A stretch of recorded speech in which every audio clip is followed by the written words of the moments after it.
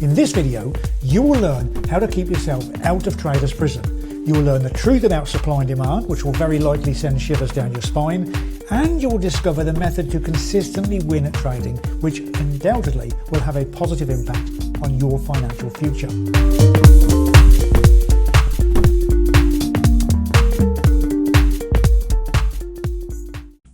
Supply and demand, an idealised view.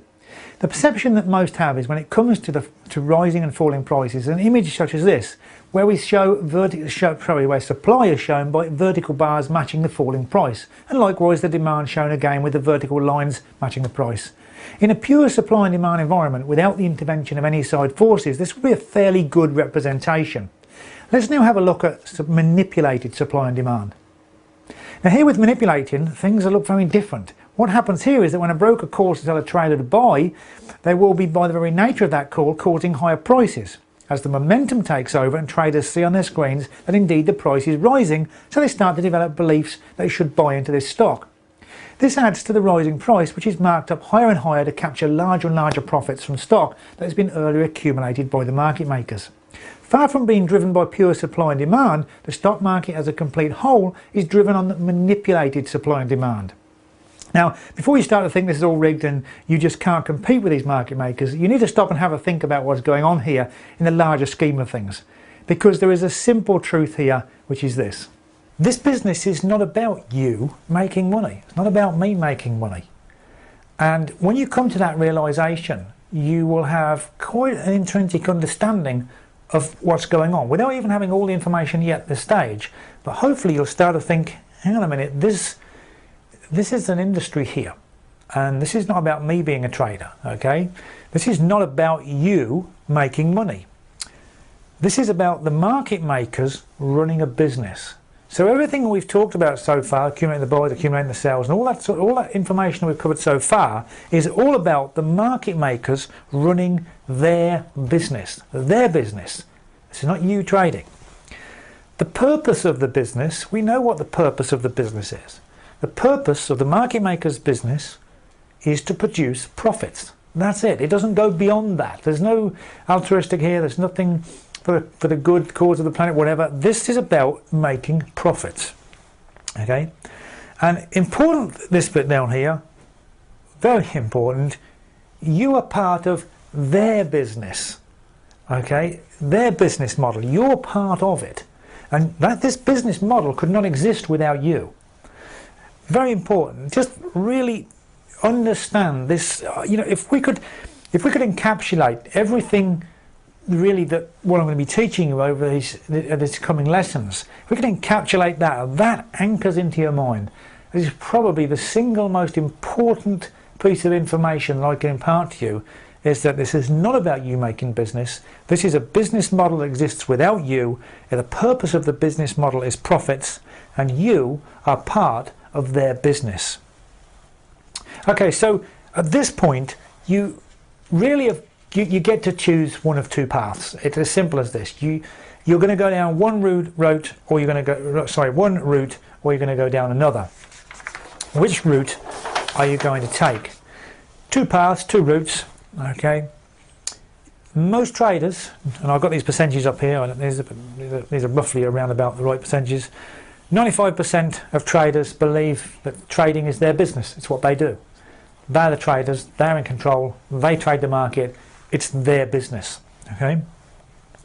These traders view the market from the outside in. They look at the market from the outside in. They observe it. They observe what's in front of them, and they trade that as their business. The other 5% understand completely, intrinsically, that this is not their business, but it's their business, the market maker. It's over there. It's their business model. It's the market maker's business model, and they come to appreciate that by accepting that and by working with the market maker's business model, they will achieve success. They don't care about themselves running a business. They don't care about whether they're the ones that proceed. They're not saying to anybody that I'm a trader, it's what I do, it's my business. Yes, they may carry out the act of trading, but they're carrying out the acts of trading relative to the market maker's business, not relative to the facade on a chart, or a chart they see. Every trading action is relative to the market maker's business. They're like the limpet that sticks on the side of the whale cruising the oceans, if you like, or the liners cruising out, the limpets, or whatever it is, that the barnacles that stick on the side there. And that's what they are. They attach themselves to the market maker's business model, and that's how they actually achieve trading success. So a section summary. In this latest section, we had a look at the structure of the markets as being like a market stall. We had a look at who the market makers are. We had a look at the role they play, the perks they enjoy, and how they use that information to their advantage. We also looked at the outside perception of supply and demand, and how this is manipulated, and how the setup of the markets as a whole are a business with the sole purpose of profit generation. We started to also get a glimpse of how we as traders are part of their business model. And finally, in this section, we looked at the choice of paths you have as a trader. Now, in part 2 of this course, we're going to get right into the heart of how the market makers run their business and how you are going to interact with it.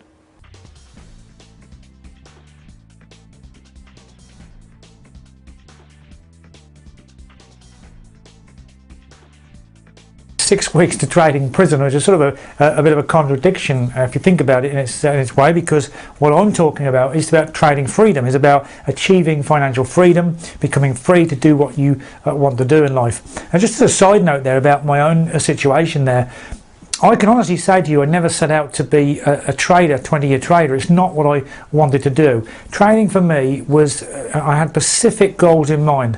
I simply wanted to earn enough money to enable me to do the things that I really wanted to do. As it happened, I ended up spending quite a lot of years in trading, as it were. But whilst I was in trading, of course, I wasn't always glued at the screen. After about 5 years, when I really understood what I was doing and I really got on with things, I was able to move off and live in a different country in a warmer climate, left England, went to live in Spain.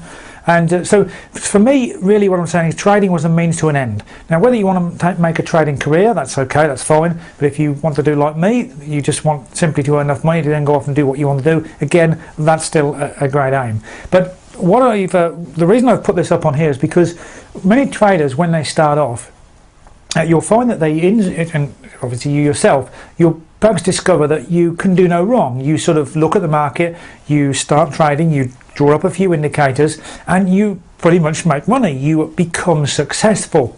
What happens though? Where does it go wrong? What starts to sort of bend things around and mess things around, so much so that you get to a point where you're not making money and the whole thing turns into rather an unpleasant experience? Well, basically what happens is when you first start off, you're sort of raw, you don't know anything too much, so you simply see things in front of you. They make sense because you haven't got anything to draw from, any past history, if you like, to do with your trading, and so you act and carry out your trades. But gradually, over a period of time, you become imprisoned, and that's what happens through here. And I reckon that this happens from experience and from talking to other traders over many years, around about 6 weeks, and they end up what we call trading prison. And what happens in trading prison, or what the causes of getting into trading prison, are a loss of confidence. Now, the loss of confidence is going to come about as a result of simply getting into the market. You're making a bit of money, then you're losing a bit of money, making a bit of money, and so this cycle perpetuates. But gradually, rather than your account going up like this, your account starts going sideways and actually starts to go down. So you start to lose confidence in your ability to read the market. Now, and a loss of confidence will cause a lot of mental turmoil. You will end up with feeling confused. It's a very unpleasant feeling. You've got, I call it like the dual voices going through your head. Should I or shouldn't I? Should I or shouldn't I? Should I buy? Should I sell? Is it going to go up? Is it going to go down? So you start getting all this mental turmoil going through. Emotional issues. I've got these emotional issues down here because trading can become a very emotional experience. Now, we're going to be talking about emotion because that's quite a big issue about people trying to get emotion out of trading, and that's a sort of a trading truism that we come into later on. But I'm talking more about the emotional issues that can come. You can become quite emotionally engaged, and also even when you're disengaged from trading, that emotional negativity can sort of hang on to you as well. Relationships, often overlooked part of trading. If you're trading, you're in a relationship, you're married, relationship, whatever, you do have this other person to consider, because often what you'll find with trading is you can be sitting for extended hours in front of a screen and you're sort of isolated, and then sometimes the question is asked, what have you done today? Maybe you haven't done anything, and it's like you haven't been working. Of course you've been actively looking at the screen, but may not have been any trading opportunities. And so relationships are something that needs to keep an eye on. And this sort of thing can also cause quite a lot of problems as well. If you're not comfortable, not happy doing what you're doing, or your partner's not happy doing what you're doing, this can cause a lot of pressures as well. Blind alleys I've got down here, because blind alleys, you can, as you start to deteriorate, or so your trading starts to deteriorate through the 6 weeks period, you can start going off and looking at other things. All sorts of weird and wonderful things that sound good at the time, or you're looking at them in terms of how they may lead you away from the situation you're in, obviously to going forward into a profitable situation. And so you often experience a lot of blind alleys, and of course these all have the effect of causing this prison-like environment in your mind. And finally we sort of got rid of the pain, anxiety and anger, and that sort of those last three sort of build up into a culmination of a situation where it's quite unpleasant indeed. So these are all a barrier. So this barrier becomes created to the wealth and success that you actually want from trading.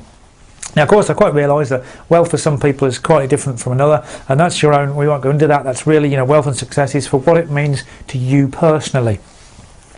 Okay, so what we're going to look at now is the barrier and what actually causes that barrier to arise. Okay, the barrier is actually created by market perception, your perception of the market. And the perception of the market is gradually, when you get to around this 6 weeks period, is that you need to remove this emotion from your trading. And the reason you get to that point is because all the chat rooms and the forums and everything else are saying to you that it's emotion that causes the problem. You've got to get this emotion out of your trading, and that will resolve the issue. And that's a perception of the market that is entirely wrong. You're never going to remove all that emotion from trading. Let us say you're never going to remove all the emotion from trading. You don't want to, because part of that emotion is good emotion. You want to be feeling good about what you're doing. You want to feel good about your trading. So emotion's a great thing to have in your trading when it's in a positive form, and that's what this course is about: is getting you into that positive frame of mind. Now, and of course successful. And so the perception is they want to remove this emotion from your trading. Now, another thing is mechanicalized system. The perception is that if we create a mechanicalized system, then we're completely disjointed from what we do. We can create a mechanicalized system. The computer can tell us what to do. We push the button, or even the computer pushes the button, and then it trades off and deposits automatically money into our bank accounts. Now that's a utopia, and that's of course a lot of things that's sold with that concept today, and that is a complete fallacy. But we'll get more into that later on. Okay, so mechanical systems will then be looked at. And also the perception is that trading technical analysis skills, if you develop more technical analysis skills, the perception is you'll become a better trader. Now I can tell you that I've met a lot of traders throughout my years. Some of them have been what they call fellows of the Technical Analysis Institute, people like that. And these people know absolutely everything there is to know about technical analysis. Unbelievable huge amounts of information that they hold, and they can reel off indicators and everything else. The acid test is, of course, do they make any money? And the answer is many of them absolutely do not, and I've yet actually to meet one who has made consistent money. So technical analysis skills, the more technical information you get, the perception is that it's going to make trading easier for you. And the last one down here, we've got a personal system. There will be a lot of people who say to you, or a lot of information we see, that you need a personal system. You need a personal mechanicalized system that will remove emotion, and you can develop this with trading technical analysis skills. A personal system will be something like, people would argue that it takes in consideration your aversion to risk. It factors in what you perceive to be a threatening environment or a non-threatening environment.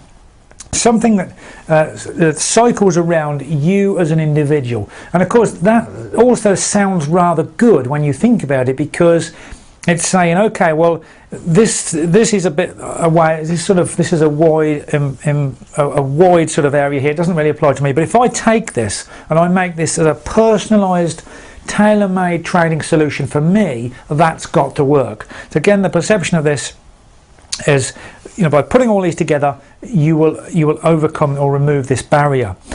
Now I've got down the bottom here this big word down here, absolve. What this is actually all doing here, the perception is that if you get this done here, this will absolve you. You will be free, you will stand back from your trading. In effect, you'll be absolved of responsibility. And you'll often hear traders who say something like, my system told me to buy and I bought and that's it. And you can ask them, well, but if you knew it was not going to do it, why did you do it? Well, my system told me to do it. It wasn't me, it was my system. I'll get back and tweak the system, as it were. So basically, all this is absolving you from the responsibility. Or that's the perception, that it is absolving you from responsibility. Okay, so method to win. In order to trade the markets, you need a method to follow, a foundation upon which every trade is taken. Without this method, you'll be literally winging it from one trade to the next. Method also gives you a structure that you can rely on to bring meaning to the trades you take. Now you could of course design your own method of trading. I mean, after all, around 95% of traders do exactly this. They call it their method, their trading strategies.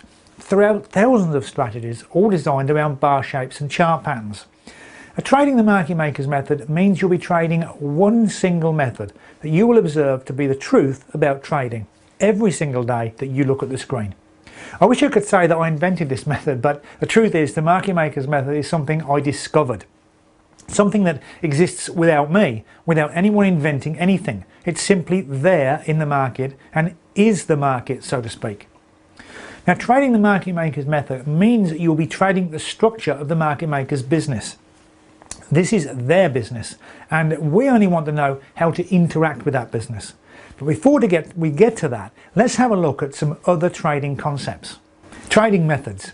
There are as many trading methods as there are traders, but we do not have the time, and neither would they be of value to dissect here, because they'll fall generally into one of two camps or a mixture of both.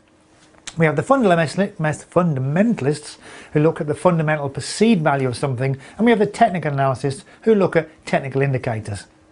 Both of these can be reduced to looking for patterns to predict the future, and people like nothing more than patterns. It's how we're wired. It's how we bring sense and meaning to the world around us. We develop patterns of thought, patterns of action, and even patterns of non-action. Now, in our normal day-to-day environment, this works great. It keeps us alive each time we cross the road, for example. Now, in the trading environment, patterns are abysmal for guiding us because of one underlying inconsistency, which is the patterns appear to retreat, but the content of those patterns is never the same. What this boils down to is this: if you're trading what appears to be a repeating pattern, you're trading something underlying of that pattern that is completely different. Let me try and explain this concept. Let's suppose in 500 traders with thoughts about the future action trades that cause the market to move in a certain way, and in doing so cause a pattern or shape on the chart. Later that pattern ultimately proves to be a market turning point, and let's say the market goes down. Now this shape is now registered in your mind and on your charts. It's a fixed reality. This really did happen. Now when you see this pattern again, your mind says, aha, I know what's going to happen now. The market is going to go down from here. You can even program your trading software to recognize this pattern and trade it for you. Now this is what 95% of traders do. So why do 95% fail? The reason has to do with content, something that we'll be exploring more in depth later on. But basically the content of that pattern will never be the same. Unless you had the same, say 500 traders with the exact same thoughts at the exact same time, carrying out the exact same actions. Clearly an impossibility, especially when you consider that we'll be talking about thousands of traders and maybe hundreds of thousands of trades. If you base a trading method based on a pattern that has no consistency from content from one trade to the next, how can you expect to get the same results? You can't, and therein lies the problem that is completely glossed over with pattern trading. You know, it said the definition of madness is doing the same thing over and over whilst expecting different results. From a trader's perspective, this works the other way around, because the trader who is trading a repeating pattern is actually trading different content but expecting the same result every time. Traders' tools. Traders use all manner of ideas and methods to try and trade successfully. One thing they have in common is the tools they use. Now the most common is the candle chart. Nothing wrong of itself, unless of course one is trading patterns, which is exactly what candles are all about. But it goes even further than that, because traders over the years have even given names to individual candles that result in a particular shape, for example. Now ask 10 traders what these names mean and patterns, and they will give you 10 different answers, none of which will provide you or them with future direction about the market. Something that's actually rather important, an important part of your success. Of course, we don't have the time to examine all candle names and patterns thereof, but neither do we need to. However, it's worth me emphasising at this point that I am not saying that candles are useless. I'm not saying you can't trade successfully with candles. What I am saying is that you cannot trade successfully with any charting concept if you're basing your trading on pattern recognition. Now, traders are given all these charting tools free. They're given free advice, free courses, free broker accounts, free data, and the list goes on. Why is this? Surely this is worth questioning. Why would companies spend hundreds of thousands of dollars developing software and give it all away free? There's no such thing as a free lunch. So what is going on here? What is the game plan here? It seems to me that only a tiny percent of traders ever stop to even ask these questions. Questions that have a direct impact on their future success. This is all about deception. Okay, so you just learned how reading supply and demand correctly gives you an unprecedented advantage over other traders. You now know how to avoid 6 weeks to trader's prison, you know the method to win, and you know the content of every single market move.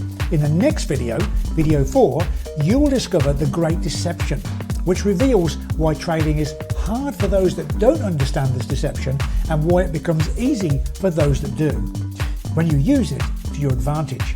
Now don't forget to post any questions or comments and I will personally respond to you. Okay, let's get on to video 4, the great deception.